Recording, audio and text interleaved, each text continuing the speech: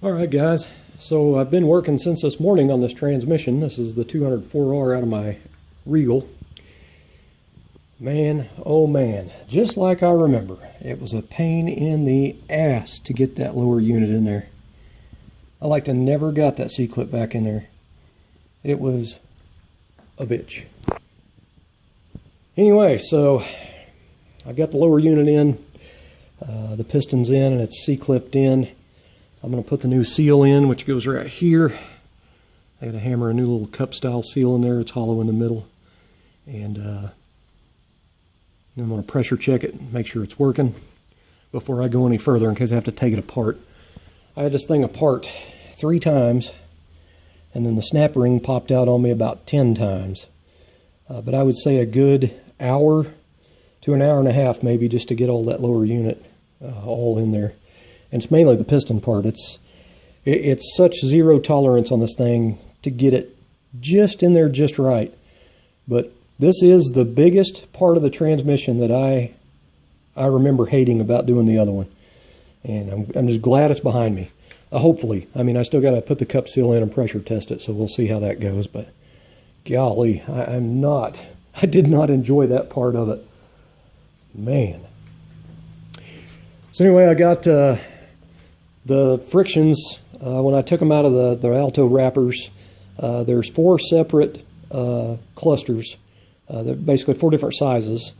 And so, of course, check everything, that goes in there first. But I had them soaking probably about an hour, maybe an hour and a half. It doesn't, everything I see is like 30 minutes. And I know some guys that don't even soak them, but I definitely soaked it.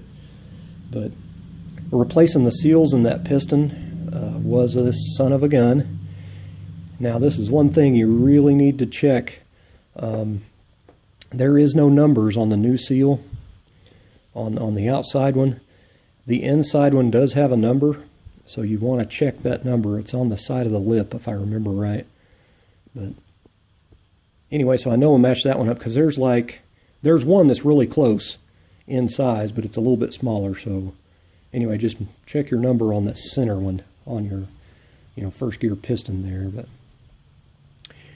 anyway, this one, it was kind of fun. There was only one in there, but this one had a little bit wider lip on it. And again, no number, but it was the only one in the kit, so it had to be it. And it actually went in there and it fits. So, whew, man. I think I'm going to take a little bit of a break. I have this thing hanging from my garage door track with rope, which is really redneck, but it works. I don't have the fixture, to hang the tranny on. I'm going to go ahead and I'm going to pull it down because I don't want that much weight on my track for my garage door. I don't want that much weight on it. But, the case, it's so light without anything in it. That definitely wasn't anything. And then all I put was the lower unit and the piston in. So now it's probably got a little bit more weight to it, obviously. So I'm going to go ahead and pull it down, set it on my table, and finish out the install of all the other parts just in from the front with it on its back. So that section right there is the one where you really need the tranny upright so you can mess with it. But, oh my gosh. There is a ring right here. This is the parts transmission. There's a little ring right here, and it snaps in like that. So what happened was when I was trying to put this in without the proper tool, I don't know what the tool's called, but I have heard guys refer to it as the abortion tool, so it's not my name for it, somebody else's. I don't have that tool, but it would have been so much nicer if I'd have had it, because then you can lock it in and drop it in. So if you don't have it, you got to sit there and try to get that stupid thing in there just right. It has to go in pretty well even. So I had it to where it was almost in there, so I decided I would tap on it a little bit, just lightly, with this hammer on the rubber end here.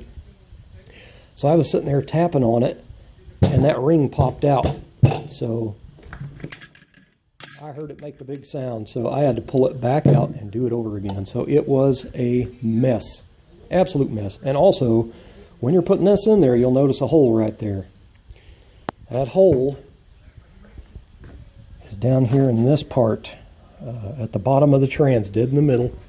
It lines up right here with your cup seal. That's where your new cup seal goes in. I can hold that steady. Anyway, I am cut up.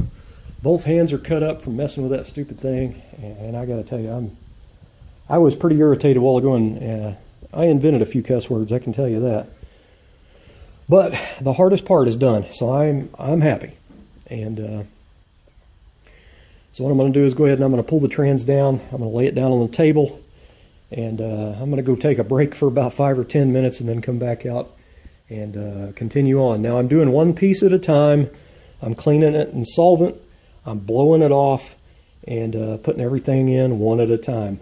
And you know, it's not too bad. You know, if you take it apart and put it back together exactly the way it came out, it's easier that way. Just break it down in sections. Everything that, when I took it apart, I laid it face down. Like as it come out of the trans, it went face down, which is that snap ring, that, and then this section I've already got in. But anyway, just a son of a gun, let me tell you. Golly geez.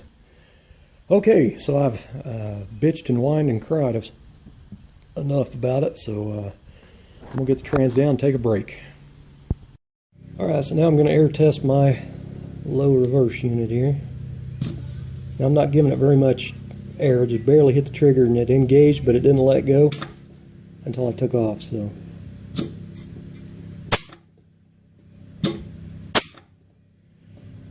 That's pretty good. That's pretty awesome. You do not want an air leak right here, so when you put that cup seal in there, make sure it's down. And if you have an air leak, obviously it's going to, be a pressure loss in there. So, if you got a rubber-tipped air hose to put on there and kind of jam it down in there, you don't want to jam that all the way because you'll blow that way too much PSI down in there, I think. I'm just barely tapping the trigger and letting off, but I got good tolerances here. And the average for your slop here is about the thickness of a steel, which is about what I have, so I'm pretty happy with that. It was a lot more loose before I took it apart. I checked it all before, and the new clutches obviously are a little bit thicker, so that took the slop out. I'm real happy about that. Anyway, I mean, for spending that many, at least a couple hours just messing with this lower area, the hard part's done. That is the hardest part. And what I used was a little socket. I used a deep well down inside that cup seal because it is steel housing with a rubber deal on the end of it. And so stuck that down in there, and I used a hammer and just lightly tapped and tapped and tapped, and actually kept going, and it wasn't doing anything anymore. It didn't seem like, so that's when I air tested it, and it's good to go. So anyway, guys, lower unit's in. Thank goodness. So I had to make a fixture to get the C-clip out of here, because it has to go down a little ways to get it past these 4 tangs that stick up there. But anyway, that's to take it apart, and I got to put new seals in there. Anyway, so I had this steel ring. I welded some pretty thick pieces of steel to it. That way it goes over that, gives it even pressure basically. And I use these little one on each side there, one there and one there, and just half a turn at a time each one until it got down even, and C-clip came right out. So that's pretty awesome.